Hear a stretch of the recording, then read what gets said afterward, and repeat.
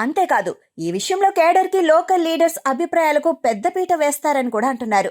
ప్రతి నియోజకవర్గంలో ఆయా స్థానిక నాయకుల అభిప్రాయాలను తెలుసుకుంటూ వారి మాట మీదనే ఇన్ఛార్జిని కొనసాగించాలా లేక కొత్త వారికి ఛాన్స్ ఇవ్వాలా అన్నది జగన్ నిర్ణయిస్తారు. ఏపీలో హనీమూన్ పీరియడ్ ఏనాడో ముగిసిందని, కూటమి ప్రభుత్వం మీద ఎక్కడికక్కడ యుద్ధం చేయాల్సిన అవసరం ఉందని వైసీపీ హైకమాండ్ భావిస్తోంది.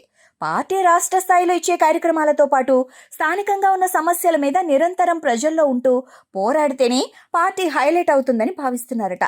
అలాంటి డైనమిక్ లీడర్షిప్ కోసమే వైసీపీ చూస్తోందని అంటున్నారు. ఇక కొత్త ఏడాది వస్తూనే స్థానిక సంస్థల ఎన్నికలు ఉన్నాయి. ప్రతి నియోజకవర్గంలో స్థానికంగా భారీ సమరం సాగనుందని, దాంతో నియోజకవర్గం ఇన్ఛార్జీలది కీలకమైన పాత్ర. వారే గట్టిగా ఉంటూ కేడర్ని మొత్తం సమాయత్తం చేయాల్సి ఉంటుంది. అలాంటిది వారు డీలా పడినా పట్టించుకోకపోయినా అది పార్టీకే పెద్ద దెబ్బగా మారుతుందని అంటున్నారు. దాంతో జగన్ చాలా కీలక నిర్ణయాలు తీసుకుంటారని కూడా అంటున్నారు. మొత్తం మీద రిపేర్లకు అధినాయకత్వం రెడీ అవుతోంది. చూడాలి మరి రిజల్ట్ ఏ విధంగా ఉంటుందో.